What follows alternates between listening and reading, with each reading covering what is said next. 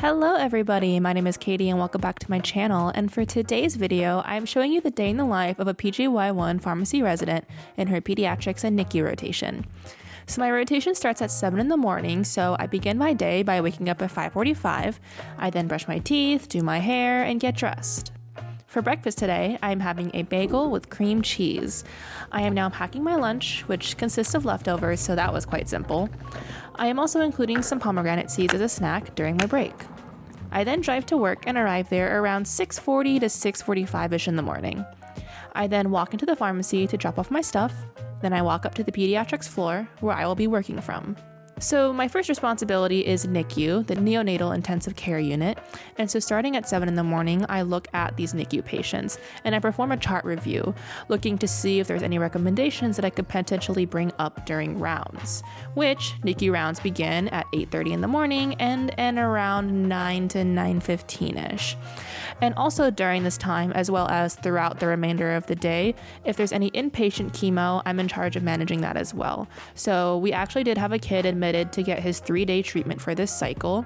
And my job was basically to be the pharmacist for this kid. So I managed all of this and made sure that all the medications were timed. And by doing that, I communicated with a nurse to make sure all the medications were timed when they wanted to give it. And then I also communicated with the IV room pharmacist to make sure that medications were going to be made on time, as well as with the IV technicians to make sure they were delivered to the correct location. And for this kid, on this particular day, it was day 3 of treatment, so we were just pretty much wrapping everything up.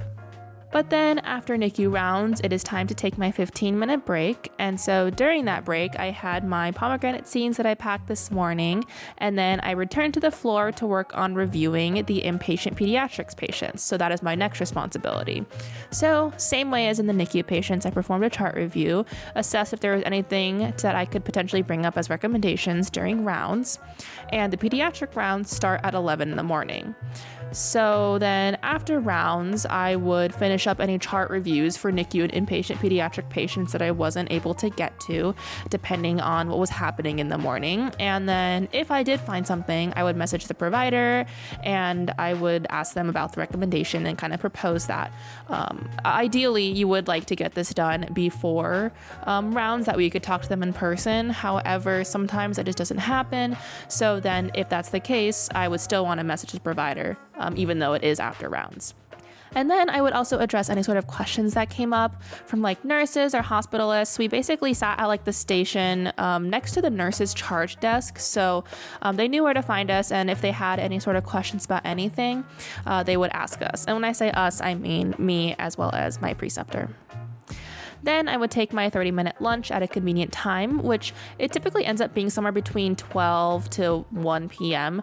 It just kind of depends on what's going on that day and when is a good time to step away. But then for my lunch, here's what I had. So I had teriyaki chicken, rice, and mac salad, which was absolutely delicious. It was very good leftovers. So then for the remainder of the day, it's basically looking at outpatient pediatric patients. So I would work on the chemo flow sheets for these outpatient peds kids. And I would do this in a couple of days in advance so that we're always prepared in case in the afternoon we don't have time for this. But I did do this today because we did have the time. Basically what I would do is I would ensure that their appointment date is appropriate based on their treatment regimen. And to do this, I would refer to also COG or NCCN guidelines for the appropriate cancer diagnosis, just to make sure that all the medications and pre-meds and everything that we're doing is following the protocols that were done in this study. And if there does happen to be a little bit of extra time throughout the day, if things are wrapped up a little bit early, I may have a little extra time to work on some projects that I'm working on during this rotation. And just a couple of these include like my shift workflow document, basically kind of outlining the expectations and where to find everything, which will be really helpful for future residents that do this rotation. Also a mass email communication for the resuscitation room. I was actually notified of this on my tour by a nurse, and my preceptor and I both did not know where this room was. So basically my job was to kind of create a document, like a photo, to outline where this room is and promote the communication of this in case there does happen to be a code here. And another one is like aspiration pneumonia continuing education. That applies to both peds and adults, and something that I would be performing a little bit after this rotation. And like my peds outpatient family holiday sponsorship is another project that I was in charge of.